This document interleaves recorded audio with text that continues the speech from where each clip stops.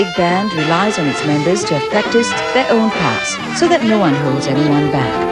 But there are practicalities of making a living and supporting yourself, and it's not simply that, it's also the style of living here in Singapore. For example, most people live in HDBs. Now, unless you've got very understanding neighbours, it's very difficult for you to play your instrument every day and practice in those circumstances. Particularly I know that Singaporeans work very, very hard. They do long hours, So all these things are working against you progressing in the music. A club like ours provides the facilities for people to practice. So we are definitely an outlet for those people who are frustrated with their other situations. This is the only place I can practice reading music, and the sound of big band has always captivated me. We'll go into the solo in a second, please. Trombones, we had a bit of a problem. Yeah. Oh, you got the melody again, is that right? No, it's that ba-da-da-da, ba-da-da-da. Yeah, it's the chorus of the song, Yeah, right? yeah. 1, 2, 3, 1, 2, ba-da, L. Nothing. Dependent on lowest. Okay, all right. Can I ask you to get the forte piano crescendo, the bar before C, please? I know it's very fast and it's very difficult to do, so we can't rely on the rhythm section to do it. The blowers have got to do it, all right? 1, 2, 1, 2, 1, 2, 3, 4. Even though none of the members rely on the band to make a living, everyone is required to pull their own weight and to put up with the countless small, tedious adjustments that have to be made between the different sections. You know what to do it, all right? So it'll go 1, da ba da ba da ba ba ba ba da ba da ba da da ba yeah. 2, 107 second time. 1, 2, 1, 2. The payoff for committing to professional standards is that Thomson Big Band now draws different people from around the world to its club. Expatriates from the States, Europe and Japan who want to add their contribution to the scene. And their presence is proving to be a draw for the Singaporean musicians. 1, 2, 1, 2, 3. We have expats working here, British, like Americans.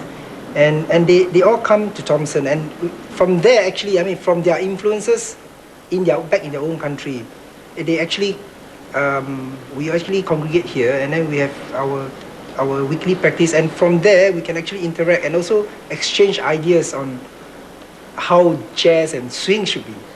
In their culture, we are trying to copy them, yeah. But I guess jazz is something above that. What they are trying to tell us that we too have our own way of swinging, and interpretation of jazz.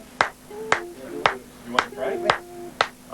4 before D, that held note. Should we put a bit of a change key? Put a bit of a crescendo on that. Yeah, I've not got that marked. Yeah, try it again. A little bit faster. 1, 2, 1, 2, 1, 2, 3, 4.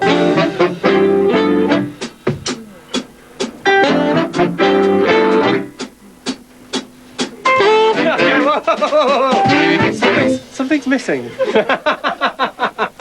No, you did very good to keep the hi-hat going, yeah. But we need the drums, really. We need the brushes, really. And for me, and this is a personal thing, there is nothing more exciting than a big band in full flight where everybody's committed and the energy level is just unbelievable. 1, 2, 2, 2. Okay, one more time. 1, 2, 2, 2.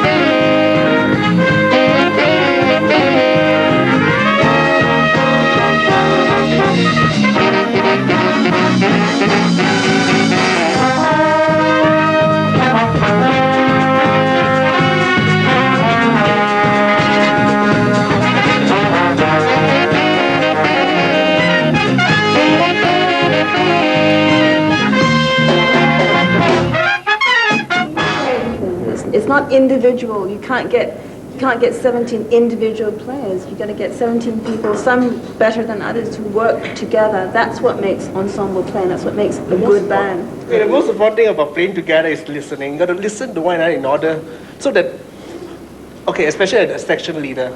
If the section leader plays in a particular way, you have to follow the section leader. That's what we call about playing together. And if everybody listens to one another, it will sound like a piece, one piece. Historically, if you look at what happened with the jazz bands, they worked every night. They travelled across the United States. They were with each other. They lived with each other. They ate with each other. You know, they played 2 or 3 times a day. After the concert, they would go to a late night bar and they would jam together. That period of intense togetherness is what produced great bands like the Ellington Band, and they used to call them road bands. That intensive period of being together, we don't have the luxury of having that. But what we do have is regular rehearsals. And those regular rehearsals, and not just that, also the socializing, the parties that we have, or just having a coffee together where you can relax together, that also contributes a great deal to the band. I'm a firm believer that contributes to the band's playing. Very good for me, very good experience, because I used to play with my ears. Now with the big band, we have to hit the same attacks, so I have to read the notes. That is, I feel we play together. Sebastian over here, Sebastian's a guitarist, and Sebastian has come from a kind of more of a rock background from us. And when he first came to the band, he would never take any solos, never take solos. Now he's one of our main soloists.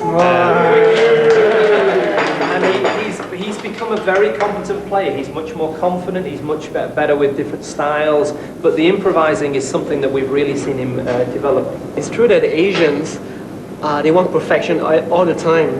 So when it's not perfect, they won't say anything, like in a French class or something like that. Whereas I think, the people from the other cultures seem to be more open to making mistakes and all. I think in Singapore, we're just not too used to making mistakes, we're put down or whatever like that.